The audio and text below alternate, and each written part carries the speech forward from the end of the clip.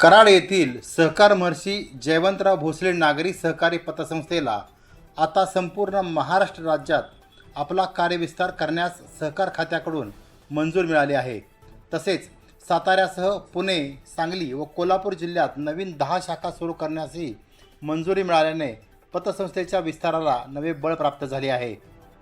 सर्वसामान्य नागरिकांच्यासह छोटे व्यापारी, उद्योजक आणि व्यावसायिकांना आर्थिक पाठबळ मिळवून देण्याच्या उद्देशाने 24 एप्रिल 2001 रोजी आमदार डॉक्टर अतुलबाबा भोसले यांनी कराडमध्ये सहकार महर्षी जयवंतराव भोसले नागरी सहकारी पतसंस्थेची स्थापना केली।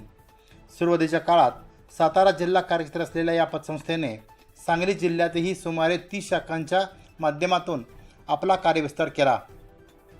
संस्थेने नुकतेच आपले रौप्य महोत्सव वर्ष साजरे केले असून गेल्या 25 वर्षात दर्जेदार व विश्वासार्ह बँकिंग सेवा देत सातत्याने ऑडिट वर्ग अ प्राप्त केला आहे। आपल्या सक्षम व्यवस्थापनामुळे आणि काटेकोर आर्थिक शिस्तीमुळे या पतसंस्थेने ग्राहकांचा विश्वास संपादन केला असून सहकार खात्याने या पतसंस्थेचे कार्यक्षेत्र संपूर्ण महाराष्ट्रभर विस्तारण्यास मंजुरी दिली आहे। याबाबतचा आदेश सहकारी संस्थांचे अप्पर निबंधक मिलिंद भालेराव यांनी शुक्रवारी दिनांक 27 रोजी पारित केला। तसेच पतसंस्थेला नवीन 10 शाखा सुरू करण्यासही मंजुरी देण्यात आली आहे। यामुळे लवकरच सातारा जिल्ह्यात लोणंद, शिरवळ यासह पुणे जिल्ह्यात वाकड, कोल्हापूर जिल्ह्यात पेठवडगाव तर सांगली जिल्ह्यात विटा, शिराळा, तासगाव, कुंडल, आष्टा व चिंचणी येथील पतसंस्थेच्या नवीन शाखा सुरू केल्या जाणार आहेत।